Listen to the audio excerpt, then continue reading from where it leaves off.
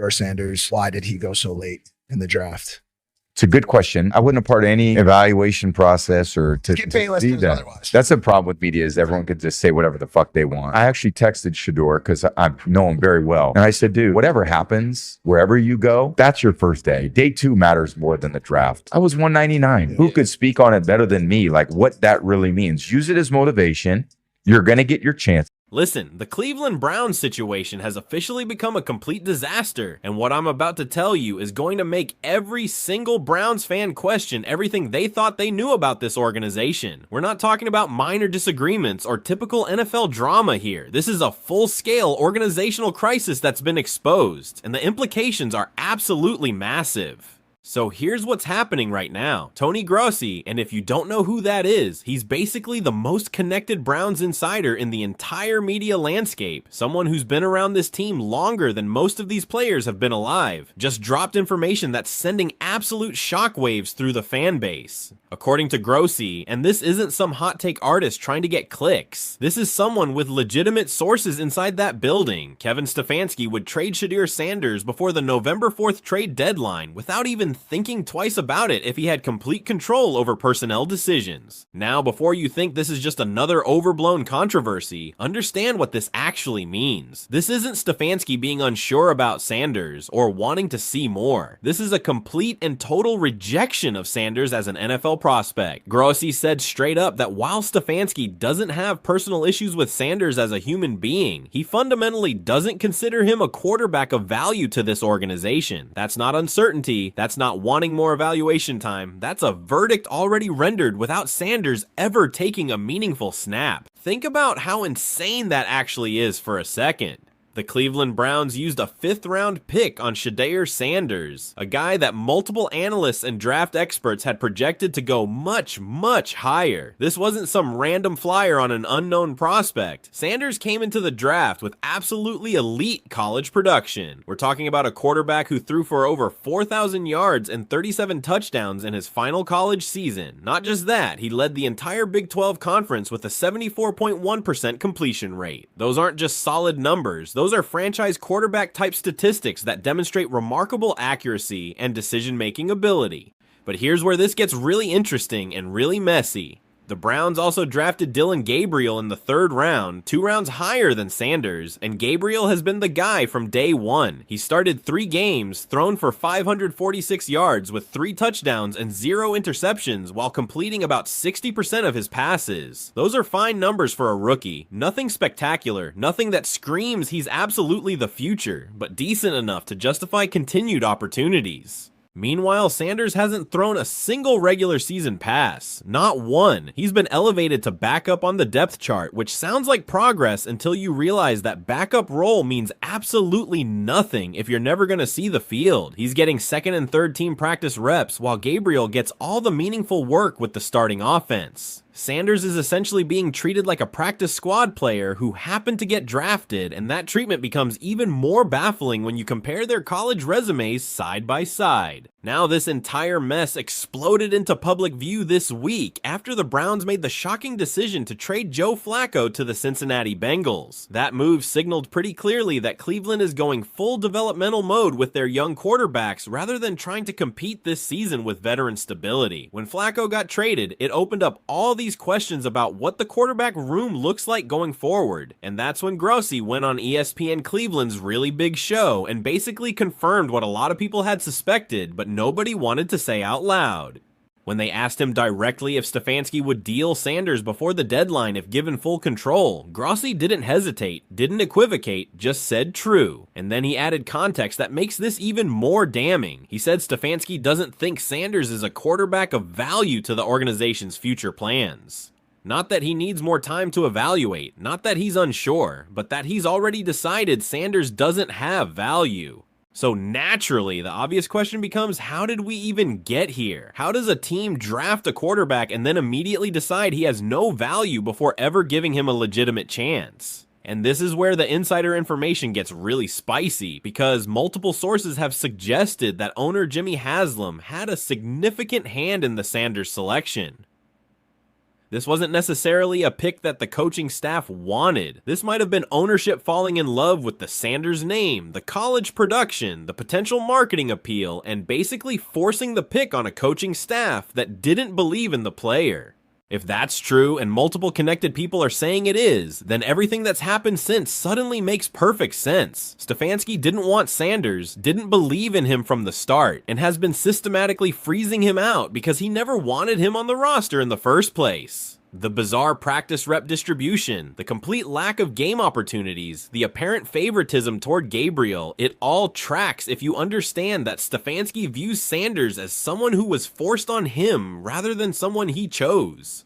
And look, from Stefanski's perspective, you can maybe understand the frustration even if you don't agree with how he's handling it. Coaches want control over their roster. They want to build the team their way with players they believe in. Having ownership override your evaluation and force a player on you creates exactly the kind of organizational dysfunction that prevents teams from building sustainable success. But here's the thing, once Sanders is on your roster, once you've used a draft pick on him, you have a professional obligation to evaluate him fairly and give him opportunities to prove himself. Freezing him out completely because you didn't want him in the first place is organizational malpractice. The dysfunction this reveals is exactly what Browns fans should be most worried about. Championship organizations have alignment between ownership, management, and coaching. Everyone needs to be on the same page, pulling in the same direction, believing in the same vision. What's happening in Cleveland right now is the exact opposite of that. You've got ownership apparently forcing picks on coaches, coaches systematically undermining players they didn't want, and a complete lack of unified strategy for building this team.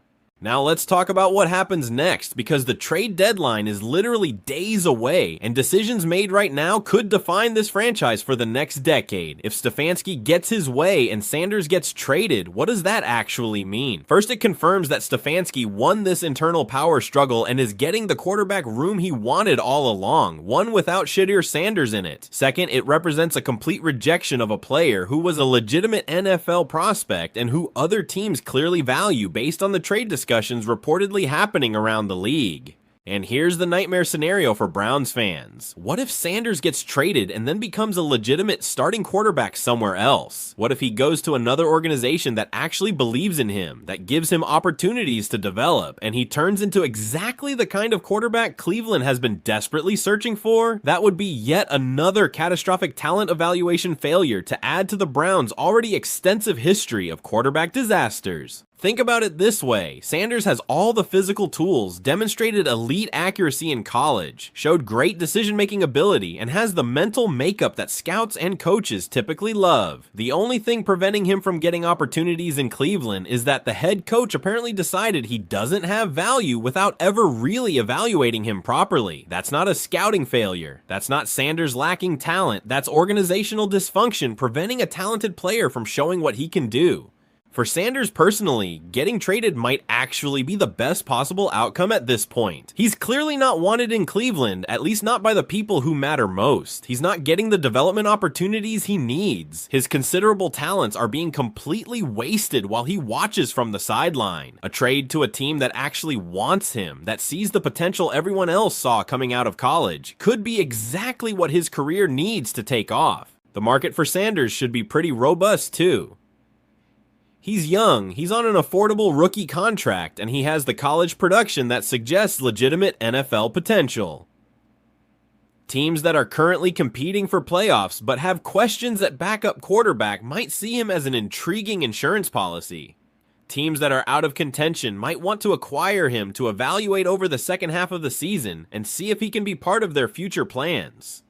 The combination of youth, affordability, and demonstrated college success makes Sanders an attractive trade target for multiple organizations. Now, Grossi mentioned during his radio appearance that the Browns could easily call up Bailey Zappe from the practice squad if Sanders gets traded, providing depth behind Gabriel without any disruption, with Deshaun Watson potentially returning to practice after the Week 9 bye despite his devastating Achilles injury. The Browns apparently believe they have adequate quarterback coverage, even without Sanders on the roster. That thinking reveals how little they value Sanders as an asset, how completely they've written him off as someone who could contribute to winning football games.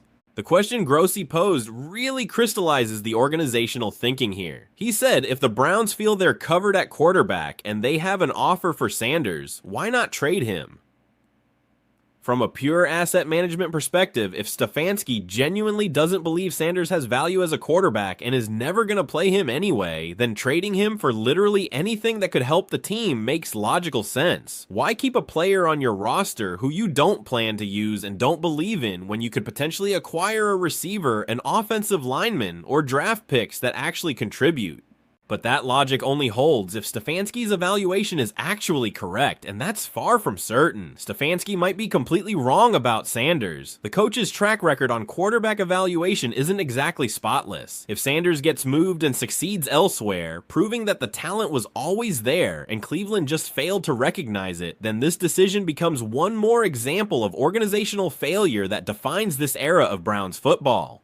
The speculation around Sanders has been building for weeks now, with multiple credible outlets placing him on potential trade lists. His name keeps getting linked to hypothetical deals for top receivers across the league, including scenarios involving New York Jets star Garrett Wilson. These aren't just random fan proposals on social media or message boards. These are serious trade scenarios being discussed by respected NFL analysts and insiders who have connections throughout league front offices. The fact that Sanders' name keeps appearing in these discussions suggests that people around the league believe he's available, that the Browns might actually be willing to move him, and that he could have real value to other organizations even if Cleveland doesn't appreciate what they have. The timing makes this even more dramatic because the trade deadline is right there on November 4th, just days away. Every minute that passes brings more speculation, more trade scenarios, more debate about whether Sanders will still be wearing a Browns uniform when that deadline passes. Stefanski publicly admitted after the Flacco trade that it was not something they saw coming, which suggests he's not fully in control of personnel decisions, and that management might make moves without his complete buy-in. That lack of control probably frustrates Stefanski, but it also means he might not get his wish of moving Sanders even if he wants to. The broader implications here go way beyond just one player or one position. This situation is exposing fundamental problems with how the Browns organization operates. You've got coaching and ownership apparently at odds over player evaluation. You've got a talented young player being systematically prevented from showing what he can do. You've got decision-making that seems driven more by internal politics than what's actually best for winning football games. These are exactly the kinds of organizational failures that keep teams stuck in mediocrity year after year after year. Browns fans have lived through decades of dysfunction, decades of poor decision-making, decades of watching talented players succeed elsewhere after Cleveland gave up on them too early. This Sanders situation has all the hallmarks of becoming another one of those stories that defines organizational failure. A talented quarterback with elite college production gets drafted, never gets a real chance because the coach didn't want him, gets traded away, and then becomes a star somewhere else, while Cleveland continues struggling to find competent quarterback play. The defense of Stefanski from his supporters would be that he deserves the right to build his team the way he sees fit, with players he believes in, and there's some validity to that argument. Coaches need autonomy to implement their vision, but that autonomy has to be earned through good decision-making and demonstrated success. Stefanski's quarterback evaluations haven't exactly been flawless. Is he really so certain about his assessment of Sanders that he's willing to bet his job on it? Because, make no mistake, if Sanders gets traded and succeeds elsewhere, Stefanski's tenure in Cleveland probably doesn't survive that embarrassment. The reaction from Browns fans to all this has been predictably explosive and divided. Sanders supporters are absolutely furious, pointing to his superior college statistics and arguing convincingly that he's never been given a fair chance to compete. They see this as yet another example of organizational incompetence, of the Browns not recognizing talent when it's staring them right in the face. These fans are tired of watching this same movie play out over and over again, where Cleveland gives up on talented players who then succeed elsewhere. Gabriel supporters counter that he was the higher draft pick who earned the starting job through better practice performance, and that Stefanski has every right to build his quarterback room the way he sees fit. They argue that Sanders must not be showing enough in practice to warrant playing time, and that the coaching staff sees something in practice that the public doesn't see in college statistics. These fans trust the process and believe Stefanski knows what he's doing even if the results aren't immediately obvious. The debate rages across social media, talk radio, every Browns forum online. Does Sanders deserve more opportunities based on his college production? Is Gabriel actually better or just better connected to what Stefanski wants from his quarterback? Is this organizational dysfunction or smart coaching? Should ownership intervene or let football people make football decisions? Every Browns fan has an opinion, and most of them are passionate about whichever side they've chosen. What makes this especially frustrating is the timing. The Browns are not in playoff contention this season. They're not competing for championships right now. This should be exactly the time when you're giving opportunities to talented young prospects to see what they can do, to evaluate who can be part of your next competitive window, to find out what you actually have on your roster. The fact that they're not doing that with Sanders, that they're actively considering trading him without ever seeing him play in meaningful games, suggests that evaluation isn't really the goal here. For teams around the league watching this situation unfold, it represents a potential opportunity to acquire a talented young quarterback at what might be a significant discount. If the Browns are actively shopping Sanders or would move him for reasonable compensation, you can bet general managers across the NFL are paying close attention and making calls to Cleveland to gauge interest and price. Sanders' college production alone suggests he deserves a legitimate opportunity somewhere, and if Cleveland won't provide that opportunity, another organization will gladly step in. The next few days are absolutely critical. The trade deadline arrives on November 4th, and before that date passes, decisions will be made that could define the Browns franchise for years to come. Will Stefanski get his way and successfully move on from a quarterback he apparently never wanted? Will ownership step in and prevent a trade, protecting an investment they clearly valued enough to use a draft pick on? Will Sanders somehow force his way onto the field through practice performance and change the entire narrative? Or will this situation continue to fester, creating ongoing tension and dysfunction that undermines everything the organization is trying to build? The worst case scenario for Cleveland is pretty clear. They trade Sanders, he goes somewhere else and develops into a legitimate starting quarterback. Meanwhile, Gabriel doesn't pan out as the long-term answer, and the Browns are right back where they've been for decades, searching desperately for competent quarterback play while watching a guy they gave up on succeed elsewhere. That's the nightmare that should keep Browns fans up at night, because it's exactly the kind of mistake this organization has made repeatedly throughout its history. But there's also a scenario where this works out. Maybe Stefanski is right about his evaluation. Maybe Gabriel really is the better prospect with more long-term potential. Maybe Sanders wouldn't have succeeded in Cleveland's system, and getting value for him now through a trade is actually smart asset management. Maybe this is competent organizational decision-making rather than dysfunction. It's possible, even if recent Browns history makes it hard to believe. The fundamental question here isn't just about Sanders or Gabriel or even Stefanski. It's about whether the Cleveland Browns have finally figured out how to operate as a functional NFL organization with aligned vision, smart decision-making, and proper player evaluation. Everything that's happening with this quarterback situation suggests they haven't figured that out yet, that they're still dealing with the same organizational problems that have plagued them for years, just with different names and faces involved. This is a defining moment for the franchise. The decisions made in the next few days will reveal whether Cleveland has learned from past mistakes or is doomed to repeat them, whether Stefanski is a coach with the vision and evaluation skills to build a winner, or just another name on the long list of Browns coaches who couldn't figure it out, whether Sanders is a legitimate prospect who deserves opportunities, or someone who was overdrafted based on college production that won't translate, whether this organization can finally get alignment between ownership, management, and coaching, or will continue operating with internal dysfunction that prevents sustainable success. For Shedeur Sanders, this has to be incredibly frustrating. He did everything right in college, put up elite numbers, showed all the traits that NFL teams typically value, got drafted by an NFL team, and now finds himself frozen out of opportunities through no fault of his own. He's stuck in organizational dysfunction that has nothing to do with his talent or ability, and everything to do with internal politics he can't control. If he does get traded, there will be part of him that's relieved to escape this mess and get a fresh start somewhere that actually wants him. The broader NFL is watching this situation closely too, because it says something about how organizations should and shouldn't operate. Other teams are taking notes about the importance of alignment, about what happens when coaching and ownership aren't on the same page, about the dangers of freezing out talented players because of internal politics. Cleveland is providing a masterclass in organizational dysfunction, and other franchises are learning what not to do by watching this mess unfold. So where does this all end? Does Sanders get traded in the next few days trades for a receiver or draft picks? Does he stay in Cleveland but continue sitting on the bench watching Gabriel get all the opportunities? Does something unexpected happen that completely changes the trajectory of this situation? Does ownership step in and demand Sanders get playing time to protect their investment? Does Stefanski double down on Gabriel and hope he develops into the franchise quarterback they desperately need?